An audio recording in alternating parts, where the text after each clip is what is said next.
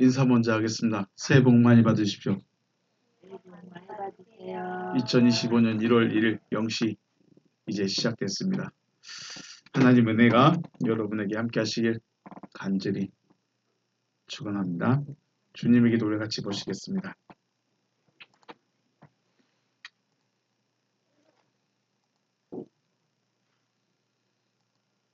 주님의 기도. 우리 오늘은 의역된 부분으로만 보겠습니다. 시작. 하늘들 안에 계신 우리 아버지, 당신의 이름이 거룩히 여김을 받으시오며 당신의 나라가 임하시오며 당신의 뜻이 하늘 안에서와 같이 땅 위에서 이루어지게 하옵소서. 오늘날 우리에게 위에 있는 우리의 양식을 주시옵소서. 그리고 우리가 우리에게 빚진 자의 빚을 사하여 준 것 같이 우리의 빚을 우리에게서 사하여 주시옵소서. 우리를 시험에 들어가게 하지 마시고 다만 악으로부터 우리를 구하시옵소서. 왜냐하면 그 세대는 당신의 나라이며 능력이며 영광이기 때문입니다. 아멘. 말씀은 구약성경 사무엘하 7장입니다. 사무엘하 7장 1절에서 3절 말씀입니다. 사무엘하 7장 1절에서 3절 말씀 우리 천천히 같이 읽겠습니다. 시작. 여호와께서 주위의 모든 원수를 무찌르사 왕으로 궁에 평안히 살게 하신 때에 왕이 선지자 나단에게 이르되 볼지어다 나는 백향목 궁에 살거늘 하나님의 궤는 휘장 가운데에 있도다. 나단이 왕께 아뢰되 여호와께서 왕과 함께 계시니 마음에 있는 모든 것을 행하소서 하니라. 아멘. 할렐루야. 주님의 이름으로 축복하고 사랑합니다. 네. 2025년 시작하는 이 시간에 함께하게 되어서 감사드립니다. 2024년을 보내고 2025년을 맞게 하신 하나님께 감사드립니다. 온 나라가 지금 애도의 기간이죠. 애도의 기간으로 선포되었습니다. 그 일로 인해서 2024년의 마지막이 슬프고 또 허망한 사람들도 있기에 우리가 잔치의 기쁨보다는 재에 앉아 맞는 기쁨, 함께 아파할 수 있는 그러면서도 또 한 기쁨을 잃지 않는 이 시간 되시길 다시 한번 주님의 이름으로 축복합니다. 허망한 일을 만난 그분들에게도 감히 주의 평안과 위로가 함께 하시기를 구하며 함께 슬퍼할 수 있는 저와 여러분 되시기를 다시 한번 주님의 이름으로 축복합니다. 오늘 제목을 하나님께서 받으시는 마음이란 제목으로 말씀을 나누겠습니다. 첫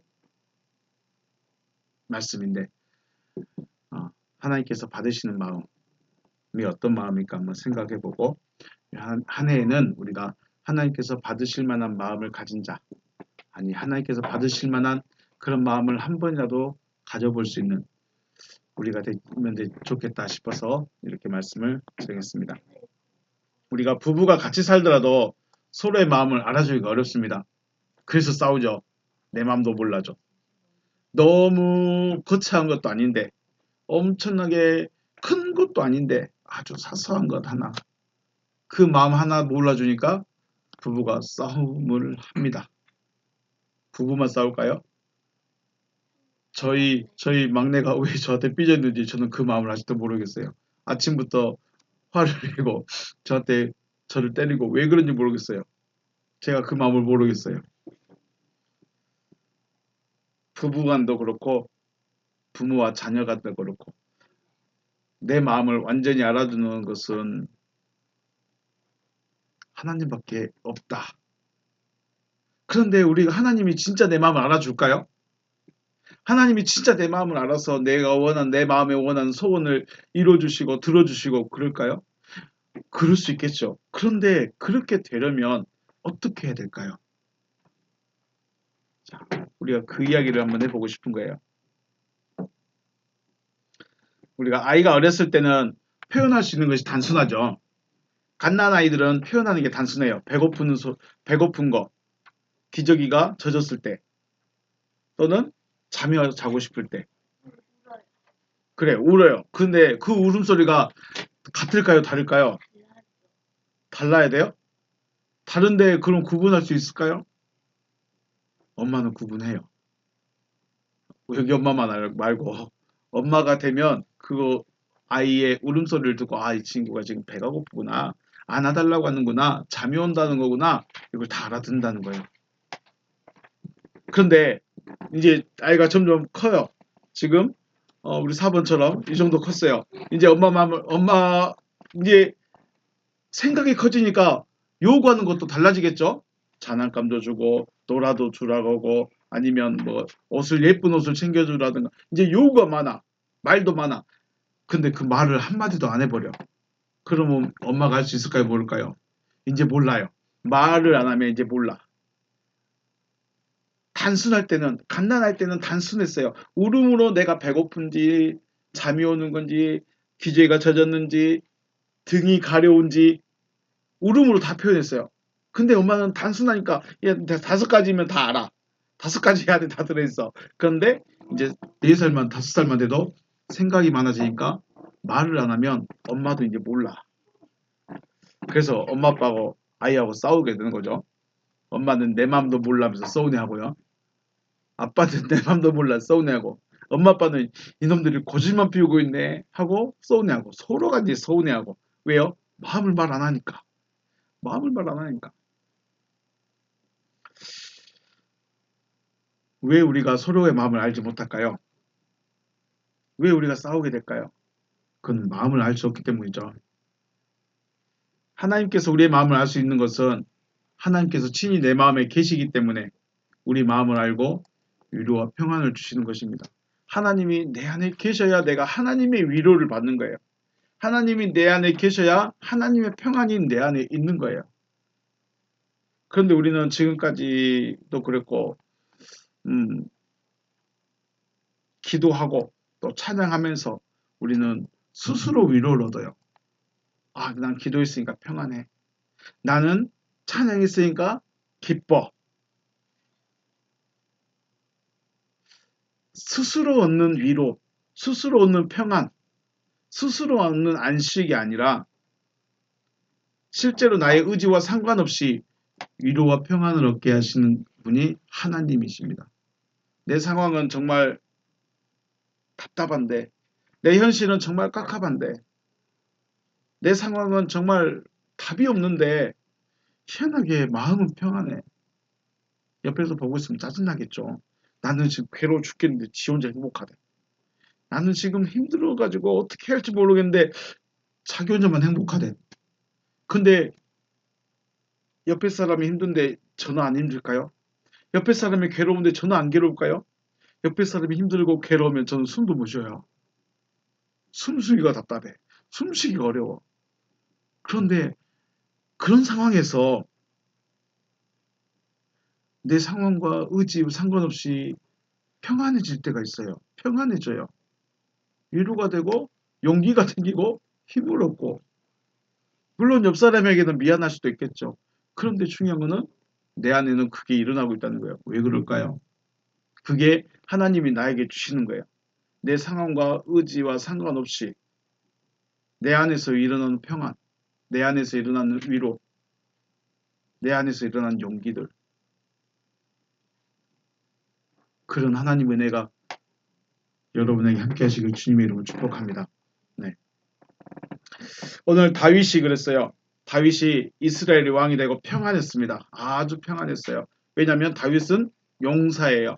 그래서 이스라엘을 괴롭히는 블레셋이든 여러 지역에 있는 민족들을 다 물리치고 그렇다고 해서 다 없애버리지 않고 넘어오지 마. 여기는 우리 땅이야 하면서 경계를 확실하게 해줬어요. 그랬더니 다윗과 솔로몬이 있을 때는 이 이웃 나라들이 절대로 이스라엘을 쳐들어오지를 못했어요. 그래서 평안하게 지냈어요. 그러다가 어느 날 자기 집을 딱 보는 거죠. 자기 집을 봤더니 자기 집은 무슨 집 뭘로 지었어요? 백향목으로 지었대요. 백향목이 뭔지도 모르겠어. 엄청 고급진 나무에 엄청 고급스러운 나무예요. 그런 걸로 좋은 집으로 지어놨어요. 궁전으로 지어가지고 살고 있는데 하나님의 교회는요 어디 있다고 그래요? 휘장 가운데 있도다. 하나님에게는 휘장 가운데 있다. 쉽게 말하면 하나님의 교회를 창고에다가 넣어놨는데 창고에 안에다가 막을 또 쳤어요. 창고를 짓고 그 안에다가 막을 또 치고 그 안에다 넣어놨어요. 회막 휘장 가운데 있어요. 하나님의 교회가 왜 중요할까요? 하나님의 교회는 하나님이 너희와 함께하고 있다는 증거예요. 하나님이 너희와 함께하고 있다는 증거. 그래서 여호와의 이름으로 이름하는 교회라고 말해요. 어렵죠? 여호와의 이름으로 이름하는 교회. 하나님이 함께하고 있다는 증거가 언약교회예요. 하나님의 교회예요. 그런데 그게 어디가 있다고요? 창고에 있대요. 하나님이 지켜주셨고 하나님이 이기게 해주셨고 하나님이 도와주셨고 하나님이 함께 해주셨고 하나님이 지금 이렇게 편안하게 살 수 있도록 도와주셨는데 그 하나님을 지금 어디다 넣어놨어요? 창고에 넣어놨어요. 그리고 자기는 배 떨덩거리면서 잘 살고 있다 이러고 있는 거예요. 하나님이 지금까지 우리 여러분을 건강하게 지켜주셨고 아프지 않게 아무런 문제 없이 문제가 있지만 또 풀어가고 해결해가고 어려움도 있었지만 이겨내가고 해결해가고 이런 모든 과정 가운데 하나님이 함께 해주셨고 길을 열어주셨고 도와주셨고 공급해 주셨는데 정작 나는 등 따신 그 따뜻한 집에 살고 있으면서 하나님의 교회는 어디다 넣어놨다고요? 창고에다 넣어놨대요. 빛은 들어올까요? 빛도 안 들어와. 건물 창고에 또 막을 쳐놓고 그 안에 넣어놨으니까 빛도 안 들어와. 거기에 넣어놨대요. 그리고 언제 갈까요? 그 하나님의 교회한테 언제 갈까요? 제사 드리러 가. 제사 드리러 막. 예배할 때만 오는 거예요. 하나님을 사랑하는 다윗인데 그 순간 내가 지금 진짜 하나님을 사랑하고 있었을까? 진짜로 내가 하나님을 의지하고 있었을까? 그 생각이 드는 거죠. 그래서 어떻게 했어요? 나단이라는 선지자에게 선지자여 나는 이렇게 좋은 집에 궁에 살고 있는데 하나님의 교회는 창고에 있네요. 어떻게 해야 될까요? 어떻게 해야 될까요? 라고 물지도 않았어. 어떻게 해야 될까요? 이제 이렇게 물어봤는데 나단 선지자가 눈치가 빨랐어. 저 같은 눈치가 없으면 그래서 어떻게 할 것인데요? 어떤 마음이신데요? 다 물어봤을 건데 나단 선지자는 눈치가 빨라서 왕이여 왕의 마음에 있는 것을 그대로 행하시옵소서. 눈치가 어떻게 빨랐을까요? 나단 선지자가 그 다윗의 그 말에 어떤 생각을 했을까요? 왕이 지금 하나님의 교회를 모실 수 있는 성전을 만들고 싶어 하시구나. 하세요. 모든 걸 다 하세요. 그렇게 말을 해주는 거죠. 눈치가 없으면 뭐 하시려고요? 뭔 일을 하시려고요? 그랬건데 다행히 나단 선지자는 눈치가 빨라서 하나님의 교회를 모실 수 있는 성전을 짓고 싶어 하시는군요. 하세요. 마음에 있는 대로 그냥 다 하세요. 중요한 거는 그 다윗과 나단 선지자의 대화를 또 다윗의 그 마음을 누가 알고 있었어요? 하나님께서 아셨어. 여호와께서 아셨어. 그래서 밤에 다윗에게 안 찾아가고 왜 나단 선지자한테 찾아갔을까요? 내가 생각하고 있는데 하나님이 딱 말을 해주면 확실한 거야. 그런데 선지자에게 말을 해줬어. 왜 선지자한테 갔을까? 이제 그거는 나중에 이야기할게요. 말이 많이 길어질 것 같아. 여호와 하나님은 다윗을 처음 만났을 때 다윗이 소년이었을 때 양치기하고 있을 때 많은 이스라엘 수많은 사람들 중에 그러니까 사울 왕이 패해졌죠. 사울 왕이 하나님의 말씀을 어겨서 야 너 왕이 하지 마. 근데 왕은 계속 있었어요. 40년 더 있었어. 20년 더 있었죠. 그런데 소년 다윗을 만났어요. 소년 다윗 왕위를 패하고 또 왕을 찾아다니는데 하나님이 직접 찾았어. 하나님이 직접 찾으셨어요. 이스라엘을 다 다니면서 누굴 찾았어요? 다윗을 만났어요. 소년 양치기 다윗을 만났는데 그 마음이 하나님의 마음과 딱 맞는 사람이었다고 했어요. 이런 사람이 있었을까요? 이런 사람이 없었어. 그 누구도 내 마음에 합한 자다. 내 모든 뜻을 다 이루겠다라고 말한 사람은 아브람도 아니에요. 다윗밖에 없어요. 그 말은 소년 다윗은 어릴 때부터 하나님을 위하는 마음, 하나님을 생각하는 마음 이거밖에 없었어요. 양을 치면서도 하나님이, 다윗과 골리앗과 싸우면서도 하나님이, 우리가 믿음으로 골리앗을 이겼다고 하는데 진짜로 믿음을 했다면 하나님이 뭐라고 했을까요? 다윗아, 너 저 골리앗하고 가서 싸워. 골리앗한테 돌 하나 던져. 말을 해줬어야 돼. 우리 입장에서는. 근데 그런 말이 없어. 그런데 다윗은 우리가 말하는 그 믿음으로 나가서 돌을 던져서 골리앗을 이겼어요. 그 믿음이 무엇이었을까? 어쩌면 우리가 애굽에서 광야에서 가나안으로 가는 그 믿음이 꾸준히 발전되는 믿음, 성장해가는 믿음의 결정이 바로 오늘 다윗이 성전을 짓고자 하는 마음이었다라고 말할 수 있습니다. 성전을 짓고 싶은 마음이 소년 다윗에부터 골리앗으로 또 사울 왕을 거쳐서 여러 가지 어려운 시간들을 보내면서 믿음이 성장한 결론이 뭐냐? 성전을 짓는 거였어요. 성전을 짓는 거. 자, 이 마음, 성전을 짓고 싶어하는, 그러니까 처음부터 성전을 짓고 싶은 마음이 아니라 소년 다윗의 마음에서부터 쭉 성장해서 성전을 짓고 싶은 마음까지, 믿음까지 자란 거예요. 애굽에서 나와서 광야를 지나고 가나안에 들어가는 그 믿음처럼요. 그 마음을 하나님이 아시고 약속을 해주십니다. 다윗 나단 선지자에게 나단아 가서 내 종 다윗에게 이렇게 말해줘라. 내가 그 다윗의 마음을 받아버렸다. 우리 성경 볼까요? 8절, 7절, 8절인데 제가 읽어드리겠습니다. 이스라엘 자손과 더불어 다니는 모든 곳에서 내가 내 백성 이스라엘을 먹이라고 명령한 이스라엘 어느 지파들 가운데 하나에게 내가 말하기를 너희가 어찌하여 나를 위하여 백향목집을 건축하지 아니하였느냐고 말하였느냐? 그러므로 이제 내 종 다윗에게 이와 같이 말하라. 만군의 여호와께서 이와 같이 말씀하시기를 내가 너를 목장 곧 양을 따르는 데서 데려다가 내 백성 이스라엘의 주권자로 삼고 내가 가는 모든 곳에서 내가 너와 함께 있어 내 모든 원수를 내 앞에서 멸하였은즉 땅에서 위대한 자들의 이름같이 내 이름을 위대하게 만들어 주리라. 아멘. 자, 하나님의 첫 번째 약속이 뭐냐면 내 이름을 위대하게 만들어 주겠다는 거예요. 내 이름을 위대하게 만들어 주겠다.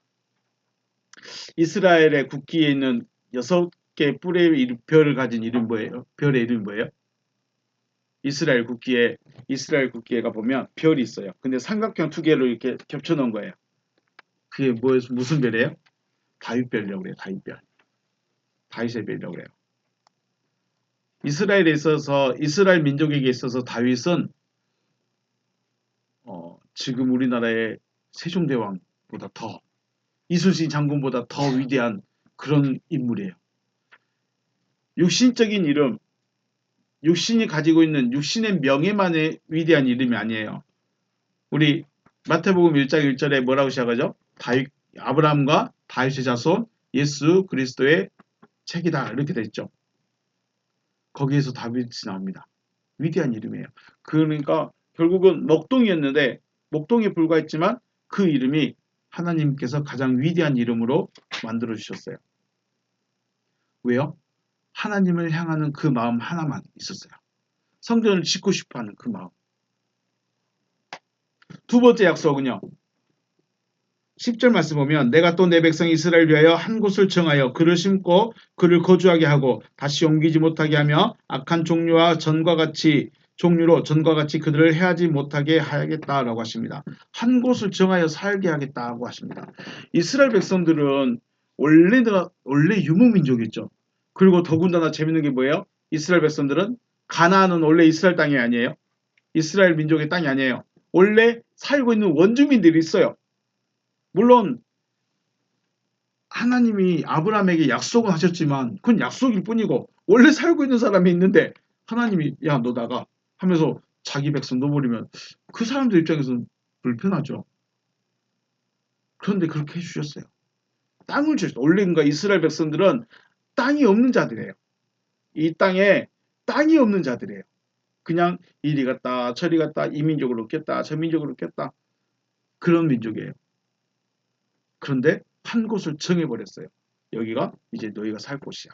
그러니까 방황하지 않게 해주겠다는 거예요. 유리하지 않게 해주겠다는 거예요. 다른 사람의 옛날처럼 새빵살이 우리도 전세 빨리 끝내고 자가에서 살면 참 좋겠습니다. 한 곳을 딱 정해서 내가 너를 평안하게 해주겠다. 약속을 해버렸습니다. 세 번째 약속은 이제 네 왕위를 견고하게 하겠다. 너의 왕권, 네 집안에서 왕권이 끊어지지 않게 해주겠다고 약속을 합니다.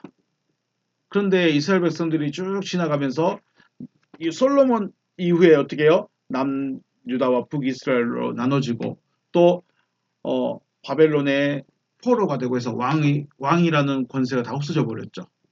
왕족이 멸망해 버렸어요. 그런데 단순히 왕위를 영원히 견고하게 해주겠다고 했는데 그 왕위가 누구였어요?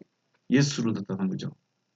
그 왕권이 다윗의 왕권이 누구한테 갔어요? 예수에게 갔습니다.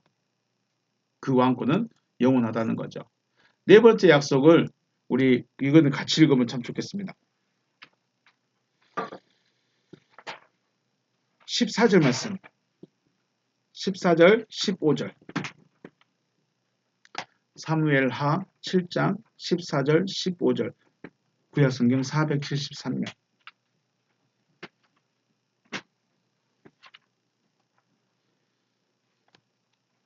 473면에 17장 14절 15절 우리 같이 읽겠습니다. 시작. 나는 그에게 아버지가 되고 그는 내게 아들이 되리니 그가 만일 죄를 범하면 내가 사람의 매와 인생의 채찍으로 징계하려니와 내가 내 앞에서 물러나게 한 사울에게서 내 은총을 빼앗은 것처럼 그에게서 빼앗지는 아니하리라. 아멘. 우리는 부모가 돼가지고 제일 걱정하는 것 중에 한 가지가 자녀에 대한 장래죠. 자녀의 장래가 걱정입니다. 저놈이 신앙생활을 할까?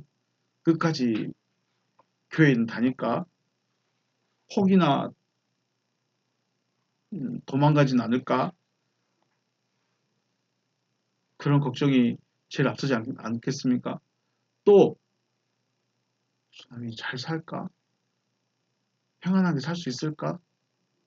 그런 자녀들의 걱정.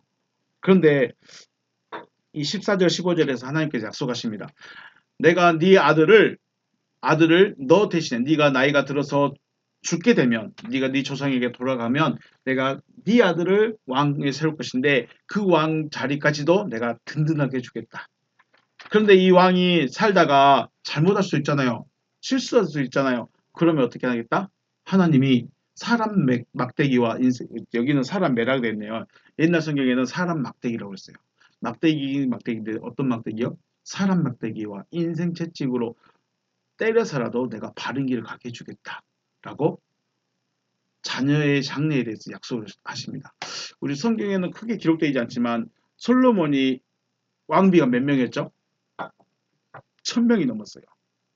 이스라엘에서만 왕비가 1000명이 아니라 사방에 있는 나라에서 자기들하고 친하게 지내려고 내 딸도 좀 보내줄게요. 내 딸도 보내줄게요 하면서 손들어가지고 사방에서 보내준 왕들이 왕비들이 1000명이야. 그런데 그 왕비들이 1000명이면 솔로몬하고 데이트할 시간이 있을까요? 없을까요? 데이트할 시간이 없어. 그러면 여자들이 어떻게 해요? 외로워. 그래서 뭘 가지고 왔을까요? 자기들의 우상을 가지고 온 거예요. 이스라엘은 하나님밖에 안 섬기는데 이방 나라 사람들이 오면서 자기들 신을 가져와 버린 거예요. 그리고 그 신당을 짓고 그 신 앞에서 절을 해버리기 시작한 거예요. 결국은 이스라엘이 그 여자들의 마음을 그 여자들로 인해서 하나님을 떠나는 상황이 생겨요. 그런데 마지막에 솔로몬을 다시 또 바꿔주죠. 그래서 나 왕이 안 할래 하면서 내려와가지고 전도자로 지냅니다. 사람 막대기와 인생 채찍, 사람들을 통해서 진짜 바른 길을 가게 하고 인생의 어려움을 통해서 하나님을 떠나지 않게 해주겠다. 15절 말씀에 내가 네 앞에서 물러나게 한 사울에게서 내 은총을 빼앗은 것처럼 그에게서는 빼앗지 않겠다. 하나님에게 잘못해가지고 사울은 왕권도 뺏겼고 여호와도 떠나버렸어요. 여호와의 신도 떠나버렸어요. 그런데 혹 네 아들이 그런 일을 만나더라도 나는 사울처럼 하지 않을게. 결국은 버리지 않겠다는 거죠. 끝까지 붙잡아 주겠다는 거죠. 이것보다 더 부모로서 더 안정적인, 더 신뢰가 가는 말씀이 있을까요? 사울처럼 내가 내 은총을 빼앗지 않고 그에게서는 빼앗겠지 않겠다. 그 말은 내가 끝까지 붙잡아서 사람을 통해서든지 인생의 어려움을 통해서든지 내가 나와 함께하게 만들겠다. 이런 은혜가 있으시길 주의로 축복합니다. 다윗이 여호와께서 받으실 마음 한 번 먹었습니다. 성전 지어야 되겠다. 하나님의 궤가 지금 저 깜깜한 창고에 들어있다. 하나님의 집을 지어야 되겠다. 이 마음 하나 먹었는데 하나님은 감동했어요. 그리고 하나님에게 다윗의 이름을 또 왕위를 또 자손을 다 지켜주겠다고 약속하십니다. 지금의 여러분과 저에게 성전을 지으라고 명령하지 않습니다. 왜 안 할까요? 왜 우리에게는 성전 지으라고 안 할까요? 지금 대형 교회들 어마어마하게 몇백억 들어서 지어놓은 성전들이 있습니다. 너무 멋있고 대단해 보이죠. 그런데 예수님은 오셔가지고 어떻게 했어요? 예루살렘 성전을 어떻게 하라고 했을까요? 무너뜨려봐라. 무너뜨려라. 그거 무너뜨려라. 그리고 내가 어떻게 하겠다? 3일 만에 세우겠다고 하십니다. 지금 여기는 뭐예요? 예배당이에요. 말씀을 나누기 위해서, 교제를 위해서 모이는 곳이지 지금의 성전은 이제 건물 성전은 의미가 없다라고 말씀하십니다. 그러므로 우리가 성전을 짓고자 하는 마음이라는 것은 하나님을 내 안에 모시겠다는 그 마음이 중요한 거예요. 이제 내가 전 재산을 들어서 어마어마한 성전을 지어야 되겠다. 그런 말씀이 아니라 나를 성전으로 세우고자 하는 그 마음, 하나님을 내 안에 모시고자 하는 그 마음, 나를 도와줬고 나와 함께 가시겠다고 약속하셨고 나를 구원하기를 원하시는 그 하나님 저 창고에다 넣으시 마시고 마음에 들어오라고 하는 거예요. 우리 시편 14편 11편 4절 말씀 같이 읽겠습니다. 시작. 여호와께서는 그의 성전에 계시고 여호와의 보좌는 하늘에 있으며 그의 눈이 인생을 통촉하시고 그의 안목이 그들을 감찰하시노다. 자, 여호와께서는 어디에 계십니까? 그의 성전에 계십니다. 하박국 2장 20절 시작. 여호와는 그 성전에 계시니 온 땅이 그 앞에서 잠잠하니라 하시니라. 아멘. 자, 여호와는 성전에 계십니다. 여호와가 계신 곳이 성전이에요. 예루살렘 성전에서 예수님이 채찍으로 돈 바꾸는 사람, 짐승들 다 내쫓았죠. 왜 그랬어요? 강도의 구렬이기 때문에. 내 아버지의 집으로 강도의 집을 만들지 말라라고 했어요. 사람들이 왜 그렇게 했을까요? 거기는 이미 여호와께서 떠나버렸어요. 여호와께서 떠나버렸기 때문에 예수께서 이 성전 무너뜨려 버리겠다는 거예요. 그러면 하나님이 어디 계시죠? 예수 안에 계신 거예요. 예수 안에 있기 때문에. 하나님은 이 건물에 지었다고 여기 계시고 저쪽 계시고 안 그렇고 이제 어디 계시겠다? 예수 안에. 지금의 내 안에 계시겠다는 거예요. 나를 성전 삼고 계시겠다는 거죠. 우리 고린도전서 다시 또 말씀 읽겠습니다. 시작. 고린도전서 3장 16절 시작. 너희는 너희가 하나님의 성전인 것과 하나님의 성령이 너희 안에 계시는 것을 알지 못하느냐. 여러분 알고 계십니까? 여러분 안에 성령이 계시고 여러분의 육체가 하나님의 성전이래요. 여러분의 육체가 하나님의 성전이고 또 성령이 그 안에 계십니다. 하나님은 어디 계셔요? 성전에 계셔요. 그런데 하나님의 성전인 것에 성전인 내 육체 안에 누가 계신다고요? 성령이 계신대요. 그러면 그 성령이 누구예요? 하나님이신 것이죠. 자, 고린도전서 6장 19절 20절 읽습니다. 시작. 너희 몸은 너희가 하나님께로부터 받은 바 너희 가운데 계신 성령의 전인 줄을 알지 못하느냐? 너희는 너희 자신의 것이 아니라 값으로 산 것이 되었으니 그런즉 너희 몸으로 하나님께 영광을 돌리라. 우리가 몸으로 하나님께 영광을 돌리는 방법은 찬양해서 춤추는 것 아니에요. 내가 열심히 교회 청소해서 하나님께 영광 돌리는 게 아니에요. 내 몸으로 하나님께 영광 돌릴 수 있는 방법은 뭐예요? 하나님의 성전이 되는 거예요. 하나님의 성전이 되는 거예요. 우리 마음속에 내가 이제 하나님의 성전이 되고 싶다. 하나님이 내 안에 오셨으면 좋겠다. 언제 그런 생각이 들까요?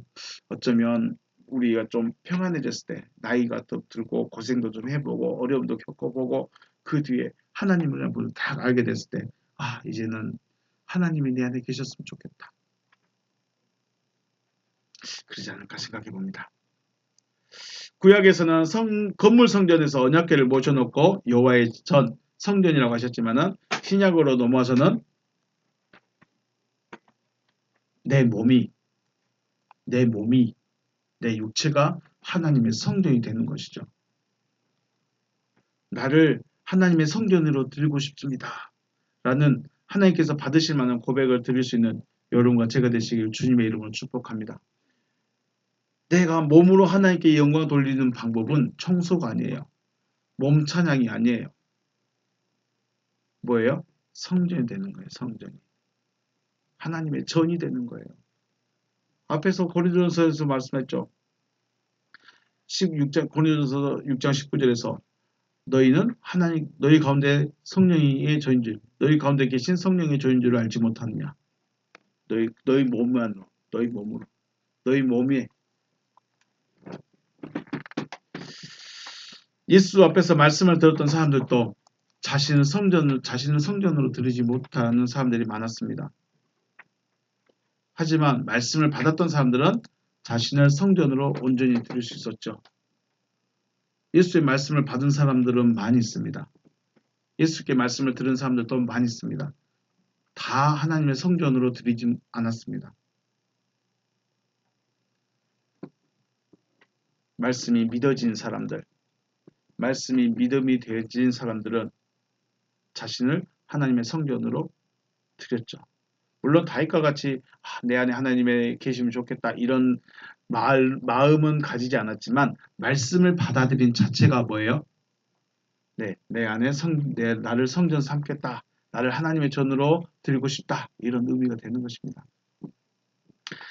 2025년 이제는 여러분과 저의 인생의 목표가 하나님의 성전 또 성령께서 거하시는 전이 되어지는 것이 되시기를 주님의 이름으로 축복합니다. 이런 마음 한 번만 먹어도 하나님은 다윗에게 하셨던 약속이 단순히 다윗으로 끝나는 것이 아니라 성전을 짓고자 하는 마음만 가졌는데도 이렇게 됐고 성전을 지은 솔로몬은 최고의 지혜의 왕이 됐고요. 최고의 부귀의 영화를 누렸어요. 우리 지금 이 시대에서 우리에게는 화려한 집을 지으라는 말씀이 아니라 뭐예요? 내 육체가 하나님의 성전이 되라는 거예요. 내 육체를 하나님의 전으로 만들라는 거예요. 어떻게 해요? 예쁘게 화장하면 될까요? 예쁘게 화장만 하면 하나님의 성전이 돼요?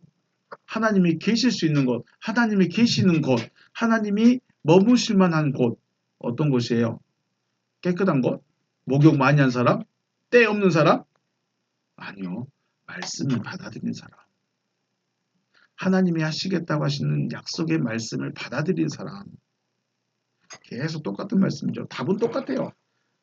똑같아요. 하나님의 말씀을 받아들이는 사람. 그 사람이 하나님의 성전이 되는 거죠. 사울이 변하여 바울이 되었고 바울의 인생이 부귀와 영화 또 평안의 삶은 아니었을지라도 가장 위대한 하나님의 사람인 거죠. 하나님께서 함께하는 사람, 하나님께서 함께하심을 보여줄 수 있는 사람, 하나님의 위로와 평안을 누리는 사람이 바울이었죠. 하나님이 함께하심을 보여줄 수 있어요. 하나님이 살아계심을 증거해 줄 수 있어요. 이게 하나님의 사람이다라고 자기 자신을 보여줄 수 있는 사람이에요. 이것보다 더 위대한 사람이 어디 있을까요? 하나님의 성전이 되어서 하나님의 말씀을 받아들임으로 하나님의 성전이 되고 하나님께 영광 돌릴 수 있는 하나님께서 기뻐하실 만한 마음 한 번이라도 가질 수 있는, 그래서 다윗에게 하셨던 약속이 여러분에게도 이루어지는 귀한 역사가 있으시기를 주님의 이름으로 축복합니다. 네, 여기서 마치겠습니다. 수고하셨습니다.